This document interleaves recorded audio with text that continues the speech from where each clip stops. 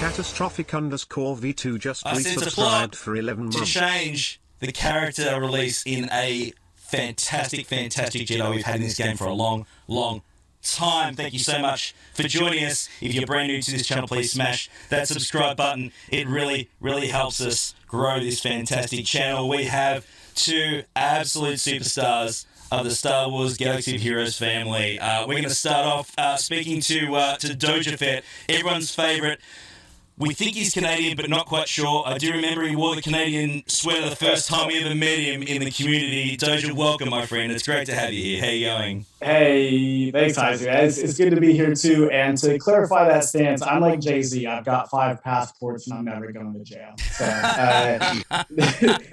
I'm not Canadian. My ancestors are. That's good enough for me. I'm excited to be here, man. I wish I could see your handsome mug, but that issue aside, I'm excited to work with you. We haven't done much public facing stuff together, and so I'm stoked, man. This is the first time that we've actually had a chat in this sort of format, and I'm really excited about it. So me too. I can't wait. Thank you so much. And of course, CG Miller is joining us as well, one of the architects of our game. Let's be honest, we really cannot wait to have a good chat about this fantastic rework they've been working on for a little while now. Miller, thank you so much for joining us, sir. Yeah, man, thanks for having me. I'm so excited to talk about this guy. Yeah, it's really cool. So let's have a chat. Mace Windu rework. Did not see this one coming, not going to lie. I did not see this one coming at all. Am I thrilled about it? Absolutely, I am. So I want to talk about the character itself. Another example of a character that has been improved. Especially now he's needed as a Galactic Legend requirement. I see this really great pattern of improving these characters that we need to farm and invest in the game, and let's be fair, in a lot of cases they've been sitting on the shelf because they really haven't had a lot of viability in the game, but we've required them. And I see that there's this really great trend at the moment, Miller, along the lines of trying to improve characters that we really have to farm if we want these Galactic Legends.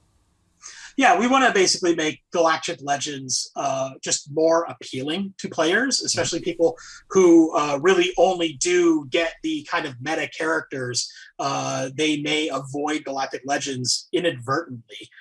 So our hope is that by elevating some of the less used characters and the less invested in characters, then more players can get at that Galactic Legend level. Yeah, absolutely. It's absolutely brilliant. I'm really thrilled about that. If you're going to obviously invest in these characters, at least you're going to be able to use them. That's certainly something that I'm really a fan of.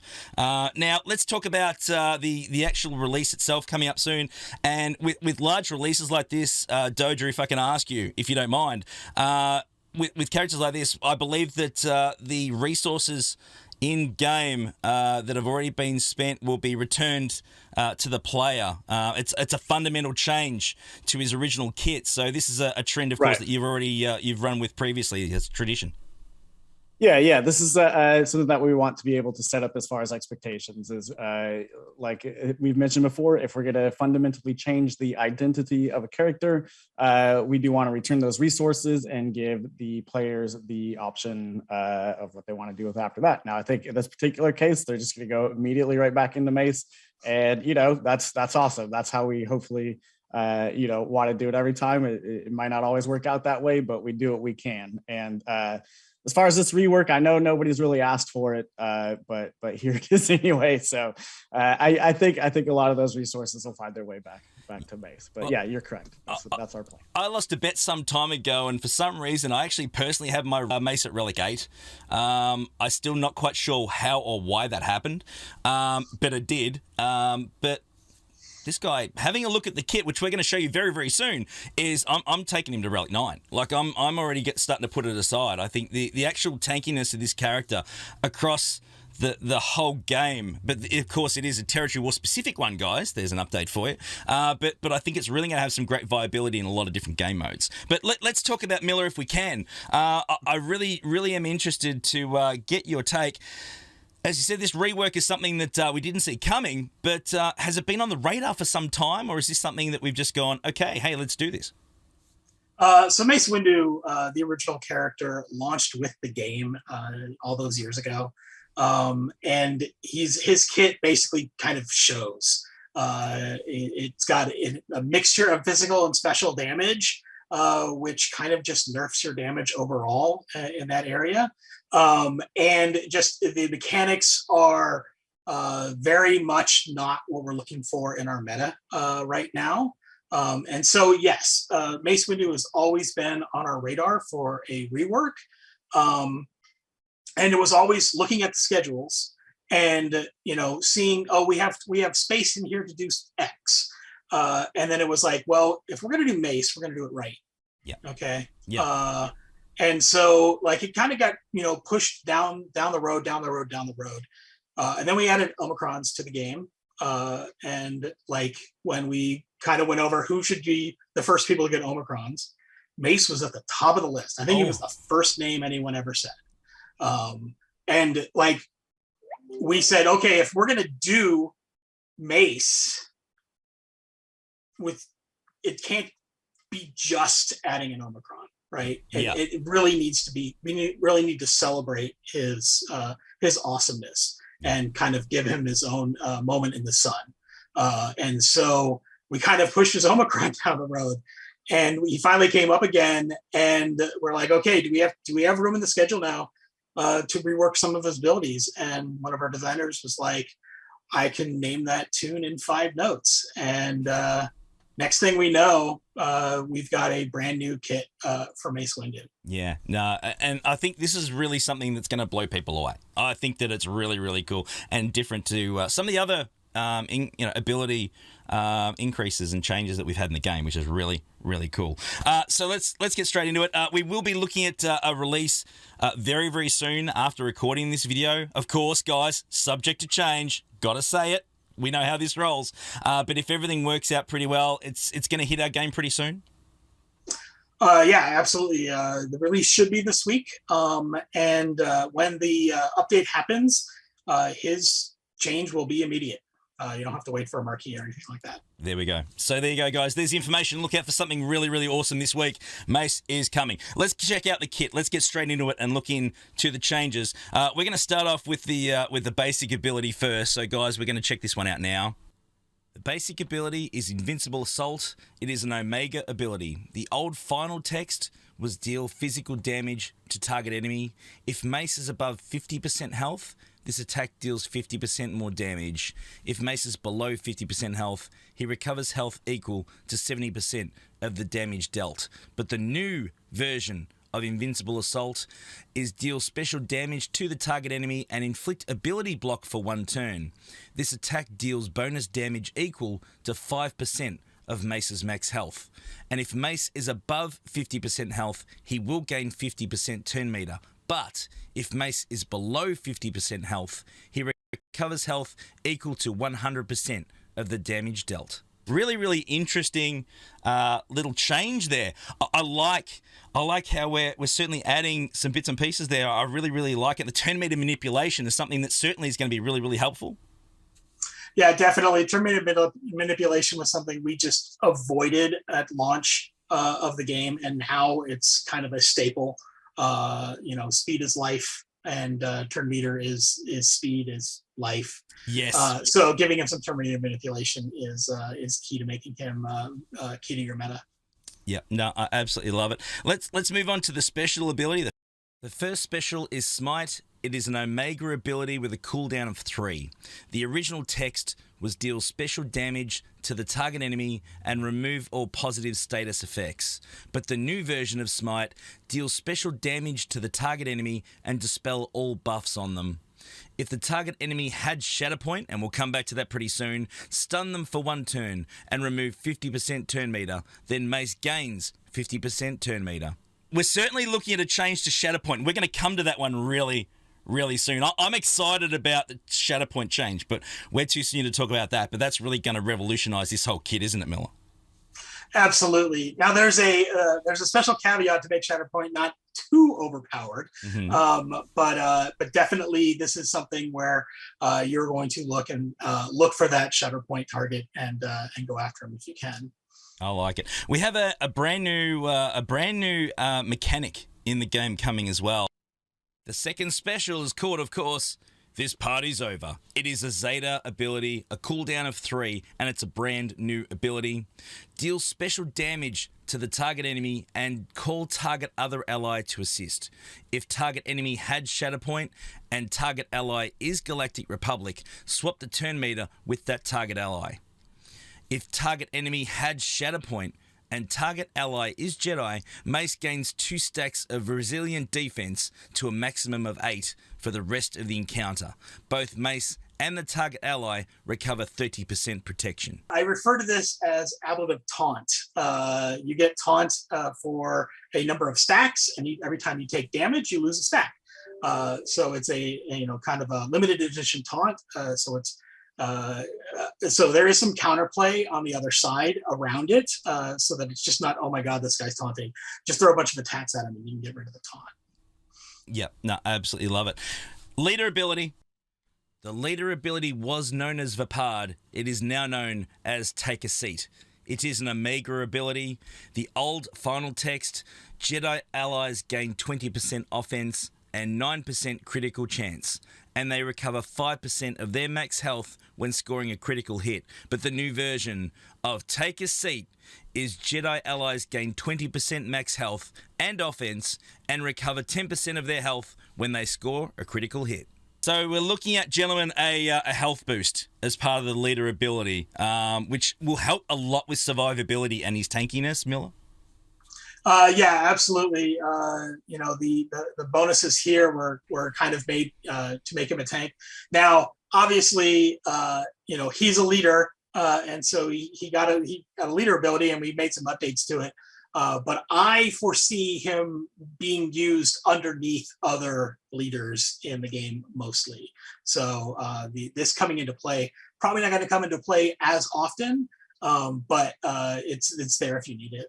Absolutely brilliant. So let's move on. The first unique was known as Shatterpoint. It is now known as Vapard. The original text, at the start of each of his turns, Mace has a 45% chance to expose a random enemy until the end of his turn. This effect can't be resisted. In addition, Mace gains 25% turn meter whenever he attacks an exposed enemy. But the new version of the first unique, Mace gains 30% max health at the end of each turn. If another ally with protection was damaged by an attack that turn, Mace will gain 3 stacks of resilient defense to a maximum of 8 for the rest of the encounter if he has not gained resilient defense this way since his last turn. While Mace has resilient defense, he also has plus 10% offense per stack and 100% counter chance.